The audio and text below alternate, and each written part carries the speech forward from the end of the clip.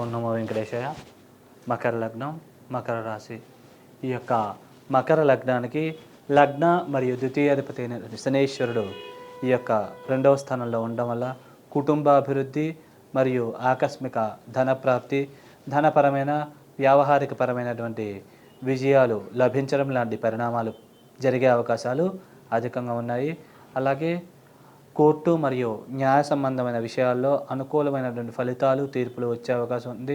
అలాగే భార్యాభర్తల మధ్య అన్యోన్యత, ప్రేమానురాగాలు ఇట్లాంటివి బాగా పెంపొందే అవకాశం ఉంటుంది. అలాగే లాభాభివృద్ధి, ఆకస్మికమైనటువంటి ధనపరమైన వ్యావహారికపరమైనటువంటి లాభాలు లభించే అవకాశాలు ఎక్కువగా ఉన్నాయి. అలాగే మాటతీరు కమ్యూనికేషన్ స్కిల్స్ పెరుగుతుంది. భూములు, స్థిరాస్తులు వాటి యొక్క విలువ బాగా పెరిగే అవకాశం ఉంటుంది. అలాగే ఈ యొక్క శనీశ్వరుడు లాభస్థానాన్ని చూడడం వల్ల లాభాభివృద్ధి మరియు అనుకోని విధంగా కొన్ని లాభాలు లభించే అవకాశాలు అధికంగా ఉంటాయి కాబట్టి సద్వినియోగం చేసుకోగలరు. అలాగే ఈ యొక్క లగ్నానికి తృతీయ మరియు వ్యయాధిపతి అయినటువంటి గురు భగవాన్ 4లో ఉండడం వల్ల భూపరమైన చిన్న లిటికేషన్స్ ఇట్లాంటివి క్రియేట్ అయ్యే అవకాశం ఉంది. అప్పుడప్పుడు సుఖ సంతోషాలు దెబ్బతినడము, అప్పుడప్పుడు వాహన గండాలకి, ప్రమాదాలకి ఇట్లాంటి వాటికి గురయ్యే అవకాశం ఉన్నది. అలాగే వృత్తిపరంగా మానసికమైన ఒత్తిడి, టెన్షన్స్కి అధికంగా గురి అయ్యే అవకాశం ఉంది. కాబట్టి ఈ విషయాల్లో అప్రమత్తంగా జాగ్రత్తగా వ్యవహరించినట్లయితే కనుక ఈ యొక్క దోష ప్రభావం నుంచి బయటపడి మీరు ఏదైతే అనుకున్నారో ఆ యొక్క పనులన్నీ కూడా సకాలంలో సాధించగలుగుతారు. అలాగే ఈ యొక్క గురువు యొక్క పాపదృష్టి అష్టమ స్థానం మీద ఉండడం వల్ల చిన్న న్యాయపరమైన లిటికేషన్స్ క్రియేట్ అయ్యే అవకాశం ఉంది. గురు దశలు, అంతర్దశలు నడిచినట్లయితే ఈ ప్రభావాలు అధికంగా ఉంటాయి.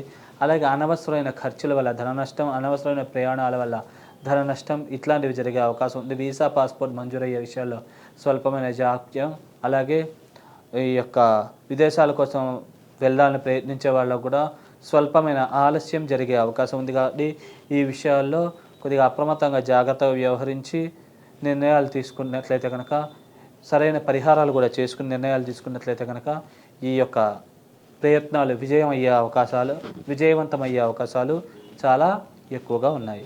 అలాగే ఈ లగ్నానికి చతుర్థ మరియు లాభాధిపతి అయినటువంటి కుజ భగవానుడు లగ్నంలోనే ఉండడం వల్ల అప్పుడప్పుడు కోపతాపాలకి అధికంగా గురి అవ్వడం, శత్రురోగ రుణాది పీడలు అధికంగా కలగడం, భూములు, స్థిరాస్తులు వాటి యొక్క విలువ తగ్గడము, అలాగే వాహన గండాలకి, ప్రమాదాలకి గురయ్యే అవకాశము, అలాగే వివాహం కోసం ప్రయత్నించే వాళ్ళకి వివాహపరమైన ఆలస్యాలు మరియు న్యాయపరమైన ఇబ్బందులు ఇట్లాంటివి తలెత్తే అవకాశం ఉంది. కాబట్టి ఈ విషయాలు అప్రమత్తంగా జాగ్రత్తగా వ్యవహరించినట్లయితే కనుక ఈ యొక్క దోష ప్రభావం నుంచి బయటపడగలుగుతారు. అలాగే పెద్దవాళ్ళ యొక్క మరియు మీ హితం కోరుకునే వాళ్ళ యొక్క మరియు క్లోజ్ ఫ్రెండ్స్ యొక్క సహాయ సహకారాలు, సలహాలు తీసుకున్నట్లయితే కనుక ఈ యొక్క దోష ప్రభావాల నుంచి బయటపడగలుగుతారు. అలాగే ఈ యొక్క 16వ తారీఖు నుంచి ఈ యొక్క కుజుడు 2వ స్థానంలోకి వెళ్ళడం వల్ల కుటుంబపరమైన ఇబ్బందులు, చికాకులు ఎక్కువగా ఉండడము, అలాగే చిన్న లిటికేషన్స్ క్రియేట్ అవ్వడము, విద్యార్థులకి స్వల్పంగా మెరిట్ మార్కులు తగ్గడము ఇట్లాంటి పరిణామాలు జరిగే అవకాశం ఉంటుంది. అలాగే అప్పుడప్పుడు అష్టమ ఈ యొక్క భాగ్యస్థానాన్ని కూడా కొద్దిగా కుజుడు చూడడం వల్ల కొన్ని అవకాశాలు కూడా మిస్ అయ్యే అవకాశం ఉంది. కాబట్టి ఈ విషయాల్లో అప్రమత్తంగా జాగ్రత్తగా వ్యవహరించినట్లయితే కనుక ఈ యొక్క సమస్యల నుంచి బయటపడగలుగుతారు. అలాగే ఈ యొక్క మకర లగ్నానికి పంచమ మరియు దశమాధిపతి అయినటువంటి శుక్ర భగవానుడు ఈ యొక్క మకర రాశిలోనే ఉండడం వల్ల స్టామినా, ఇమ్యూనిటీ పెరగడం, శుక్రదశలు, అంతర్దశలు నడిచినట్లయితే వివాహపరంగా వరుడైతే అనుకూలమైన వధువు అయితే అనుకూలమైన వరుడు ఇట్లా లభించే అవకాశం ఉంటుంది. కాబట్టి ఈ సమయాన్ని సద్వినియోగం చేసుకుంటే తొందరగా వివాహం అయ్యే అవకాశం ఉంటుంది. ముఖ్యంగా శుక్రదశలు, అంతర్దశలు నడిచినట్లయితే తొందరగా వివాహం అయ్యే అవకాశాలు ఇంకా ఎక్కువగా ఉంటాయి. అలాగే భార్యాభర్తల మధ్య కూడా ప్రేమానురాగాలు, అన్యోన్యత, ఆప్యాయత ఇట్లాంటివి పెంపొందే అవకాశం ఉంది. ఒకళ్ళనొకళ్ళు అర్థం చేసుకుని, ఒకళ్ళకొకళ్ళు సహకరించుకొని ఒకరున్నతికి ఒకళ్ళు తోడ్పడతారు. అలాగే బిజినెస్ పార్ట్నర్స్ మధ్య కూడా సంబంధ బాంధవ్యాలు బాగా మెరుగుపడతాయి. మీ యొక్క బిజినెస్ పార్ట్నర్స్ కూడా మీరు ఏదైతే అనుకున్నారో అది చేయడానికి తగ్గ సహాయ సహకారాలు అందిస్తారు. అలాగే వ్యాపారాలు కూడా బాగా రాణిస్తాయి, మంచి లాభాలు కూడా గడించగలుగుతారు. అలాగే వృత్తిపరంగా కూడా ప్రమోషన్లు, ఇంక్రిమెంట్లు మరియు ట్రాన్స్ఫర్స్ ఇట్లాంటివి అనుకూలంగా లభించే అవకాశం ఉంది. విద్యార్థులకి విద్యలో మార్కులు ఎక్కువగా వస్తాయి. అలాగే ఈ యొక్క శుక్రుడు కొద్దిగా లావుకి కారణం కాబట్టి స్వల్పంగా లావు అయ్యే అవకాశం ఉంది. కాబట్టి ఈ విషయాల్లో కొద్దిగా జాగ్రత్తగా వ్యవహరిస్తే మంచిది. ముఖ్యంగా శుక్రదశలు అంతర్దశలు నడిచినట్లయితే ఈ యొక్క శుభ పరిణామాలని అనుకూల ఫలితాలని పరిపూర్ణంగా పొందగలుగుతారు. అలాగే ఈ శుక్రుడు ఈ యొక్క 15వ తారీఖు నుంచి ఈ యొక్క కుంభరాశులకు మారుతుండడం వల్ల కుటుంబాభివృద్ధి మరియు కుటుంబంలో వ్యక్తుల మధ్య ప్రేమ ఆప్యాయతలు ఇట్లాంటివి పెరగడము, అలాగే ఆకస్మిక ధన ప్రాప్తి మరియు సంఘంలో గౌరవ మర్యాదలు పేరు ప్రతిష్టలు ఇట్లాంటివి పెరగడం, దానివల్ల లాభాలు గడించడం ఇట్లాంటి పరిణామాలు జరిగే అవకాశం ఉంది. కాబట్టి సద్వినియోగం చేసుకోగలరు. అలాగే ఈ యొక్క లగ్నానికి షష్ఠ మరియు భాగ్యాధిపతి అయినటువంటి బుధ భగవానుడు ఎక్కడ ఉంటే అక్కడి నుంచి శుభ పరిణామాలని అనుకూల ఫలితాలని ఇచ్చే అవకాశం ఉంది.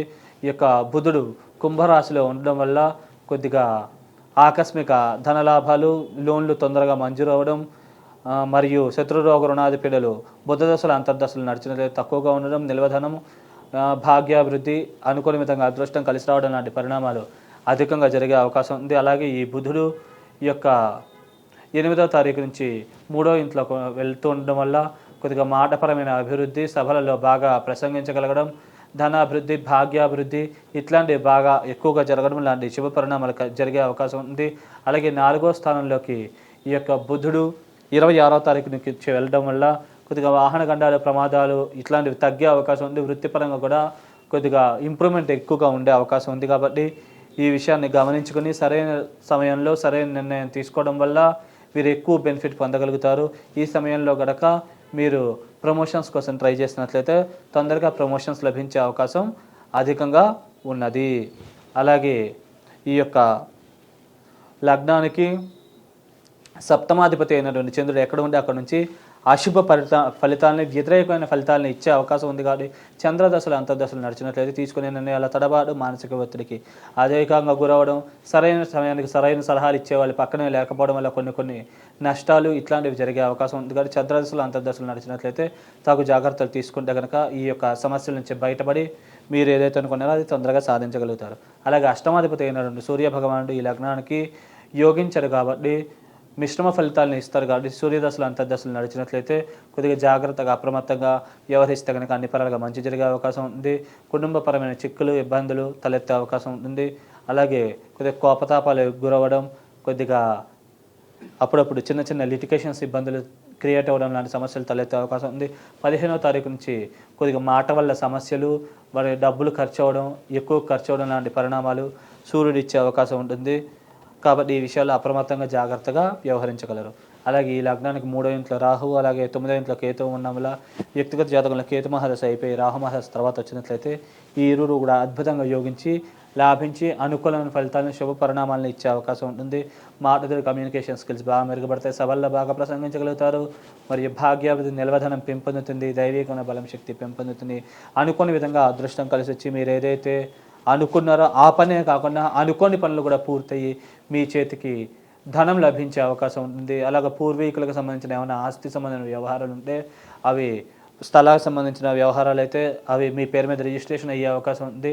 అలాగే ధనపరమైనగా కూడా కొన్ని సెటిల్మెంట్ చేసుకునే ఉంటాయి కనుక అవి కూడా సెటిల్ అయ్యి చేతికి కొంచెం ధనం లభించే అవకాశం ఉంటుంది. కాబట్టి ఈ సమయాన్ని సద్వినియోగం చేసుకోగలరు. ఒకవేళ వ్యక్తిగత జాతకంలో కనుక మీకు ముందరగా కనుక రాహు మహాదశ అయిపోయి కేతు మహాదశ మిగిలి ఉన్నట్లయితే కనుక మాట వల్ల సమస్యలు, సోదరి వర్గీయులతో, తండ్రి వర్గీయులతో విభేదాలు, ధనపరమైన ఖర్చులు అధికంగా కావడము మరియు ఇట్లాంటి వ్యతిరేక ప్రభావాలు, ఫలితాలు అధికంగా జరిగే అవకాశం ఉంది. కాబట్టి ఈ విషయాల్లో అప్రమత్తంగా జాగ్రత్తగా వ్యవహరించినట్లయితే కనుక ఈ దోష ప్రభావం నుంచి బయటపడి వీరున్న స్థితి నుంచి ఉన్నత స్థితికి తొందరగా చేరుకోగలుగుతారు. దైవికమైన బలం శక్తి పెంపొందించుకుని ఈ దోష ప్రభావం నుంచి బయటపడాలనుకుంటే కనుక మీరు రెగ్యులర్గా కూడా ఈ యొక్క పార్వతీదేవి యొక్క పారాయణ కానీ, లేకుంటే స్తోత్ర పారాయణ కానీ, లేకపోతే పార్వతీదేవికి కుంకుమార్చన చేయించుకోవడం వల్ల కానీ ఇట్లాంటి పరిహారాలు చేయడం వల్ల దోష ప్రభావం నుంచి బయటపడగలుగుతారు. అలాగే నెయ్యన్నం పార్వతీదేవికి నైవేద్యం పెట్టి ప్రసాదంగా స్వీకరించడము, అలాగే ఓం శ్రీమాత్రే నమః అనే మంత్రాన్ని 21 సార్లు ప్రతిరోజు జపించడము, అలాగే శనగలు మరియు ఈ యొక్క ఉలవలు రెండు కలిపి గురువారం బెల్లంతో పాటు బాగా మెత్తగా ఉడకబెట్టి ఆవుకి తినిపిస్తూ ఉండడము, ఇట్లాంటి పరిహారాలు ఆచరించడం వల్ల ఈ దోష ప్రభావం నుంచి పరిపూర్ణంగా బయటపడి మీరున్న స్థితి నుంచి ఉన్నత స్థితికి తొందరగా చేరుకోగలుగుతారు. శుభం.